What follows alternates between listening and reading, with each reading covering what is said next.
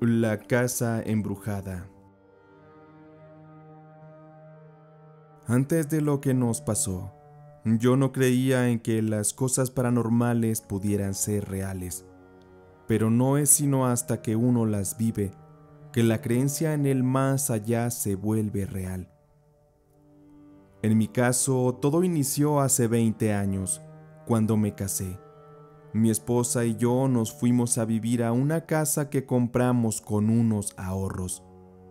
No teníamos mucho dinero, pues teníamos salarios promedio y una cuenta de banco a la que llevábamos 2 años metiéndole dinero. Aún así, no era suficiente dinero, por lo que tuvimos que recurrir a un préstamo para comprar una casa que estaba a muy buen precio, porque era una casa de remate bancario.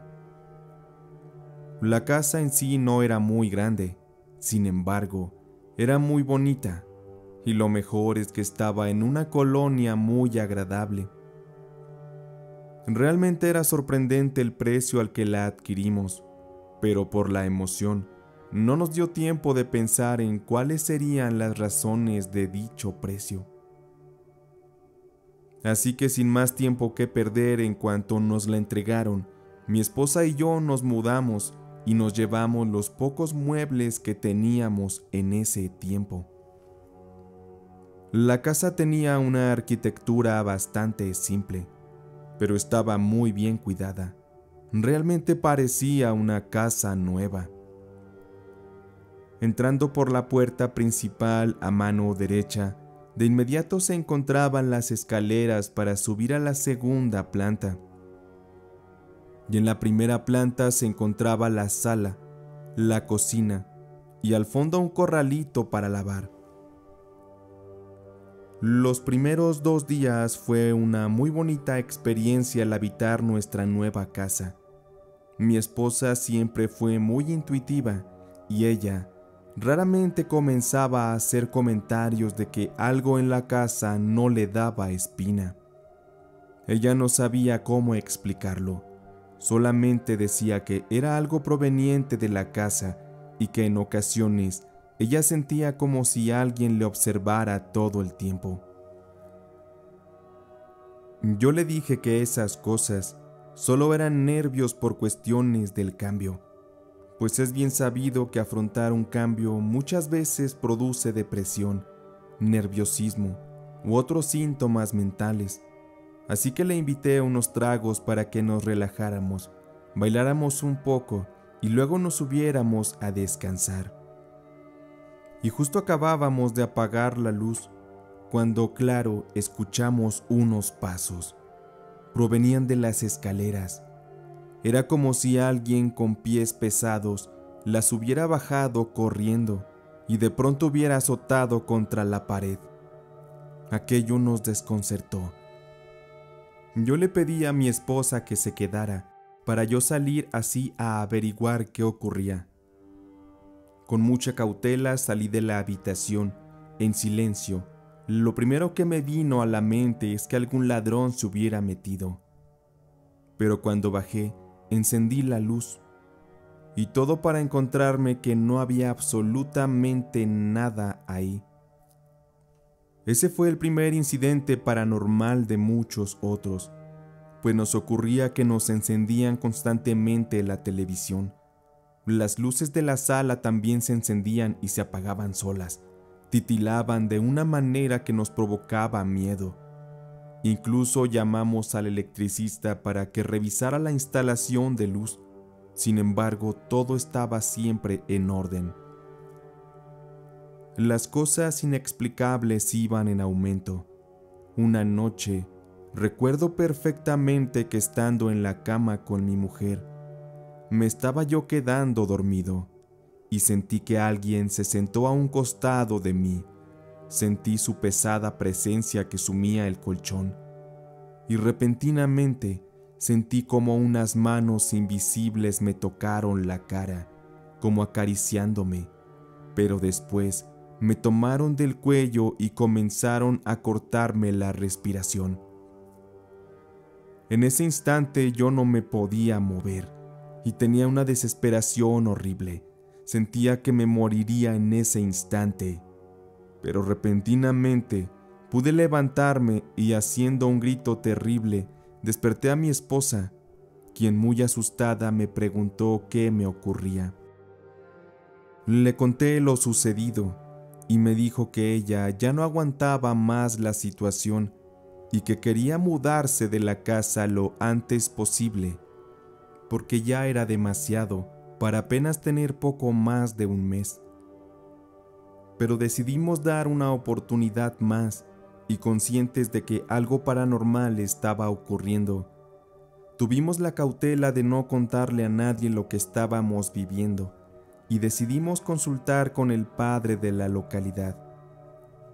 Teníamos mucho temor de que el sacerdote nos tachara de locos, pero no fue así. Al contrario, logramos conseguir que el sacerdote nos visitara en la casa. Cuando llegó, aquel padre nos contó que no solía hacer ese tipo de visitas, porque en su mayoría quienes solicitan que se les bendiga la casa o se les vaya a rezar, en su mayoría son casos que no tienen relevancia. Sin embargo, en nuestro caso fue distinto. Él aceptó por una terrible y abrumadora verdad que estaba detrás de aquella casa y que mi esposa y yo lamentablemente desconocíamos. Aquel sacerdote nos contó que 3 años atrás, en aquella casa vivían una mujer de unos 55 años y su hijo de 30, el cual presentaba problemas graves en sus facultades mentales. Por su parte, el marido de la mujer la había abandonado a ella y al joven varios años atrás. Y es que el problema de esquizofrenia que aquel hijo de la mujer presentaba estaba muy avanzado y representaba un gran peligro, pero en el hospital psiquiátrico solo se encargaban de controlarlo y en ocasiones internarlo por algunos días solamente, en lo que le controlaban las crisis. El mal que presentaba aquel hombre era un problema para los cercanos, pues en varias ocasiones algunos de los vecinos fueron agredidos por aquel hombre que estaba perdido en su locura y sus delirios. Lo peor es que también en algunas ocasiones el hombre en su locura había intentado asesinar a su madre, pues en sus alucinaciones aquel hombre decía que ciertos demonios que lo controlaban a través de voces que sonaban en su cabeza le daban esa orden de dañar a su madre. Y después de varios intentos, finalmente, una noche, mientras la mujer dormía, aquel enloquecido hombre, su propio hijo, entró en su habitación y con un martillo le dio varios impactos que le destrozaron el cráneo de inmediato y le arrebataron la vida al instante. Acto seguido, el hombre, por orden de los mismos demonios que decía que habitaban en su cabeza, bajó a la cocina para así ingerir grandes cantidades de veneno para ratas que le llevarían finalmente a tener una horrible muerte por envenenamiento. La escena de aquel crimen era verdaderamente espantosa, y la naturaleza del mismo lo era aún peor. La idea de un hijo arrebatándole la vida a su madre es de las cosas más aberrantes e infernales que puedan existir. Posterior a ello, la casa fue cambiando de dueños, los cuales no duraban mucho viviendo allí, porque todos huían espantados de las apariciones macabras que se manifestaban constantemente. El relato de aquel sacerdote nos dejaba entreclaro que no era cosa de juego lo que estaba sucediendo. Él nos aconsejó que nos fuéramos de la casa, que la vendiéramos porque ese lugar estaba maldito. Y aunque nunca nadie de los inquilinos posteriores a los incidentes había sido lastimado, sabíamos que era bastante horrible vivir en esas condiciones Por esa razón, cuando el Padre hizo sus rezos y bendijo la casa, Él nos advirtió que con eso que Él había hecho, los espíritus intranquilos que invadían la casa solo se irían de manera temporal, pero regresarían. Él nos comentó que los sucesos relacionados con aquel asesinato habían dejado una marca muy oscura que atraía constantemente a seres demoníacos. Fue por eso que optamos por vender mejor esa casa. No pudimos realmente venderla a un buen precio, pero recuperamos lo que invertimos. Era mejor dejar atrás esa amarga experiencia antes de que algo malo nos hubiera pasado también a nosotros. Ahora mi esposa y yo, a varios años de distancia, nos encontramos lejos de aquel macabro e infernal lugar, muy lejos de aquella casa embrujada. El siguiente relato es cortesía de mi canal Relatos y Leyendas de Terror. En la descripción les dejaré la liga para que se suscriban y escuchen más historias aterradoras. El fantasma en el hospital. Mi nombre es Martín. Hace 10 años que me recibí como médico y recuerdo bien mis primeras prácticas como pasante de medicina, pues yo realizaba mi servicio en el hospital regional en una ciudad del estado de Guanajuato. Aquel era el mejor lugar para aprender medicina, pues en los hospitales uno se enfrenta a situaciones inimaginables, casos increíbles que van haciendo del practicante todo un experto. Siempre he guardado en mi mente la primera vez de mis acontecimientos más importantes, y recuerdo bien mi primer paciente al que vi morir. Es una sensación tan impresionante y a la vez escalofriante que en esos momentos no quisiera uno estar ahí. Y es verdad que el ser humano se acostumbra a todo, incluso a ver la muerte de cerca, pero a mí, en lo particular, me costó trabajo acostumbrarme. Pasó algún tiempo para que yo lo viera como algo natural. El primer paciente que vi morir me hizo muy sensible al tema de la muerte. Aún recuerdo ese día. Me enviaron al servicio de urgencias, uno de los servicios más activos en donde la mayor parte del tiempo tienes la adrenalina al 100. Era un viernes por la tarde-noche y recuerdo que los fines de semana eran aterradores por el alto índice de pacientes en la sala de urgencias. Ese día, en particular, teníamos un pequeño descanso después de haber atendido a mucha gente.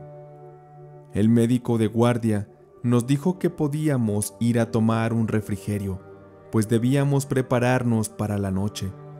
Recuerdo que yo iba saliendo apenas a la calle para ir a comprar algo para comer, cuando siento una mano en mi brazo. Aquella fue una sensación de algo que se aferró a mí con mucha fuerza. Aún recuerdo aquel sentir como un líquido pegajoso y con ese aroma tan peculiar de la sangre. Cuando volteé, me había tomado fuertemente del brazo un chico de tan solo 18 años. Venía casi en shock y con su otra mano sostenía su vientre. El joven me gritó desesperado: «Ayúdeme, doctor, por favor, ayúdeme». Él me vio de blanco con bata y con un estetoscopio colgando de mi cuello, y claro que pensó que yo podría salvarlo. Pero en ese momento me bloqueé. Me invadió el miedo al verlo bañado en sangre y con una expresión pálida en su rostro y con la mirada sin brillo, casi apagada. De inmediato los camilleros me ayudaron a introducirlo al área de urgencias, pero este chico de nombre Pepe no me soltaba el brazo.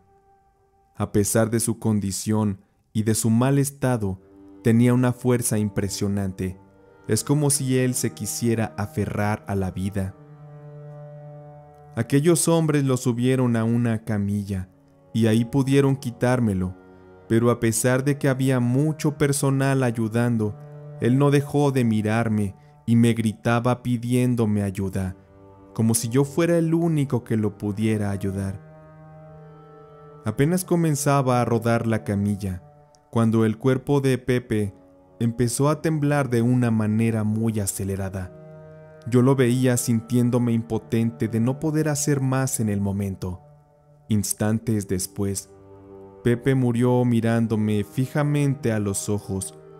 Ya no se pudo hacer nada por salvarle la vida. Fue demasiado tarde y algo en mí siento que se fue con él, porque cuando él murió, yo corrí al baño a llorar inconsolablemente. No podía detener el llanto. Lo que sentí es algo que no podría explicar. Sentía en esos momentos que podía sentir su dolor y a la vez sentía la pena de que una persona tan joven muriera. Y sobre todo, la manera en la que él fijó su mirada en sus últimos momentos de vida en mí. Eso me tenía desbordado en llanto. Yo pensaba en todo, en su familia, en qué pasaría cuando se enteraran que Pepe había muerto. Un muchachito que trajo a Pepe dijo que en una riña callejera lo habían picado 2 veces y con eso le provocaron la muerte. Yo me encontraba completamente perturbado. No podía estar un minuto más en el hospital, así que en cuanto pude me salí. Aquella noche iba ya saliendo de mi turno, cuando escuché claramente que alguien me llamaba: «Doctor, doctor, ayúdeme». Esto con una voz desesperada. Yo volteé rápidamente, pero sintiendo opresión en mi pecho de miedo al pensar que estaba sucediendo algo nuevamente. Sin embargo, al voltear noté que no había nadie. Ahora estaba yo completamente asustado. Las piernas me temblaban, porque aquello me despertó nuevamente el terror. Llegué a mi dormitorio. Yo recuerdo que compartía cuarto con 2 chicos más, pero ellos, por desgracia para mí, esa noche cubrían guardia, así que me quedé completamente solo. Y trataba de descansar, pero la escena de Pepe muriendo invadía en mi cabeza.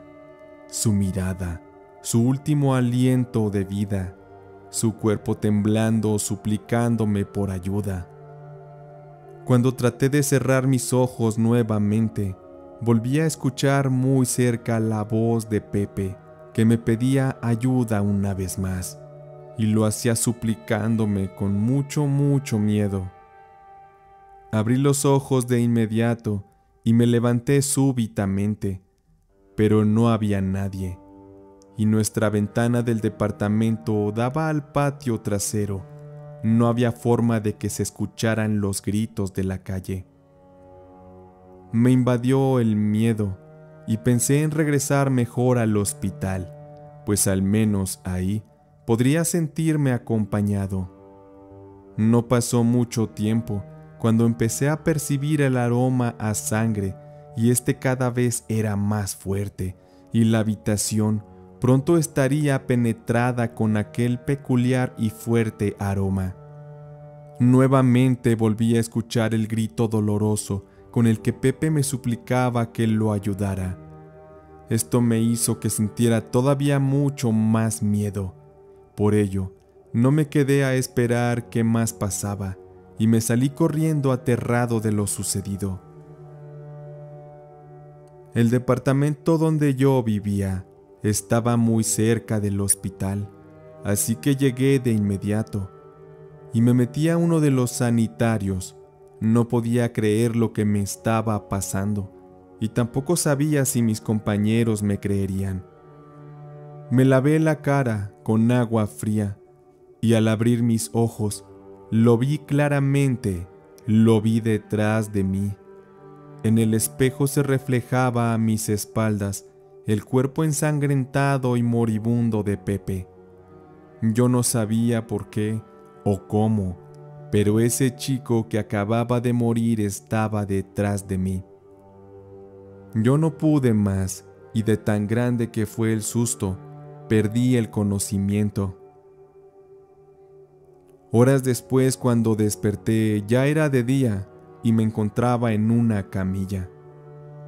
Los doctores y compañeros míos que me atendieron en ese momento me dijeron que sufrí una crisis por estrés y entre bromas me decían que mejor me dedicara a otra cosa, que viera cómo me había puesto por mi primer muertito, que con ese carácter no iba a aguantar, porque en la vida en el hospital pasaban cosas mucho peores. Así que no me sentí en confianza de contarles lo que me estaba pasando. Por lo tanto, me guardé mi temor y me propuse olvidarlo. Pero fue imposible, pues al ir al comedor del hospital, yo me encontraba comiendo, cuando de repente sentí cómo me tomaron del brazo y me gritaron nuevamente. Aquella otra vez era la voz de Pepe, pero yo trataba de ver de dónde venía y no lograba ver nada. Y de verdad, créanme que se escuchaba bastante clara su voz pidiéndome ayuda. Muy asustado yo también grité, pues sentir que me tomaban del brazo y no ver a nadie me espantó. Todos los presentes me miraron raro, pero solo yo sabía lo que me estaba pasando. Me sentí tan solo y con tanto temor que le llamé a mis padres. Me sentía desesperado y les conté todo lo ocurrido. Ellos me recomendaron que rezara por Pepe y que pidiera para que su espíritu encontrara la luz. También me dijeron que en la capilla del hospital le dedicara una veladora y unas flores para que él pudiera descansar.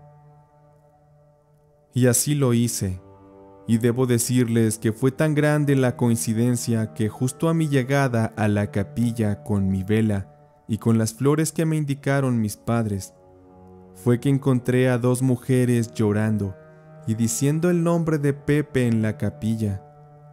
Ellas dejaron una foto de él y unas velas con unas flores, porque como es costumbre de los familiares, suelen llevar algo simbólico al lugar donde su familiar pierde la vida trágicamente. Yo les pedí unirme a sus oraciones y les platiqué un poco de lo que me había estado pasando. Una de las señoras, que era la madre de Pepe, me dijo que a ella y a una de sus hijas también se les estaba manifestando el espíritu de su hijo, y que seguro era porque él en el más allá aún no podía entender que estaba muerto, y que por ello le habían dedicado muchas oraciones toda la tarde y le harían algunas misas también. Al salir de la capilla, yo me sentí diferente, y como antes, seguí trabajando, dejando que con los días la situación se normalizara, y efectivamente, el fantasma de Pepe ya no se me apareció más. Y fue extraño con él, porque de todas las personas, y son muchas las que me ha tocado ver morir, él fue el único con el que hubo un suceso paranormal. Y ahora, con todo aquello que pasó, sé que su alma por fin descansa en paz, en donde quiera que él esté.